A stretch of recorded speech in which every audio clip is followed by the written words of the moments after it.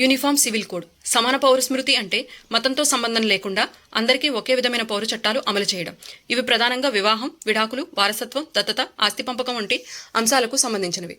UCC గురించి భారత రాజ్యాంగంలోని ఆర్టికల్ 44లో ప్రస్తావించబడింది. కాన్కరెంట్ లిస్టులో పొందుపరిచారు. అంటే స్టేట్ ఆర్ సెంటర్ ఏదైనా కూడా దీనిపై లా చేయొచ్చు. స్టేట్ విత్ యూసీసీ విషయానికి వస్తే గోవాలో యూసీసీ పోర్చుగీస్ సివిల్ కోడ్ 1867గా ఆధారంగా రూపొందించబడి 1870 నుంచి అమల్లో ఉంది. 1961లో గోవా భారతదేశంలో విలీనమైన తర్వాత కూడా ఈ చట్టం కొనసాగింది. 2024లో ఉత్తరాఖండ్ యూసీసీ బిల్ ఆమోదించేంత వరకు గోవా యూసీసీని అమలు చేస్తున్న ఏకైక రాష్ట్రంగా నిలిచింది. అయితే ఎగ్జామ్లో యూసీసీను మొదటగా అమలు చేసిన రాష్ట్రం అని అడిగితే ఉత్తరాఖండ్ అని ఆన్సర్ చేయాలి. బికాస్ గోవాలో పోర్చుగీస్ సివిల్ కోడ్ ఆధారంగా యూసీసీని అమలు చేస్తున్నారు కాబట్టి. ఉత్తరాఖండ్ తర్వాత గుజరాత్ మార్చ్ 24, 2026లో యూసీసీ బిల్లును పాస్ చేసింది.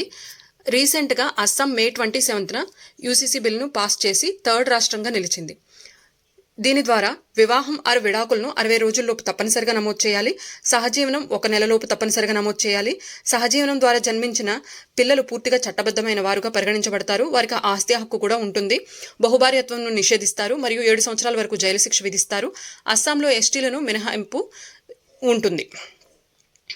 నార్త్ ఈస్ట్ రాష్ట్రాల్లో యూసీసీను పాస్ చేసిన తొలి రాష్ట్రంగా అస్సాం నిలిచింది.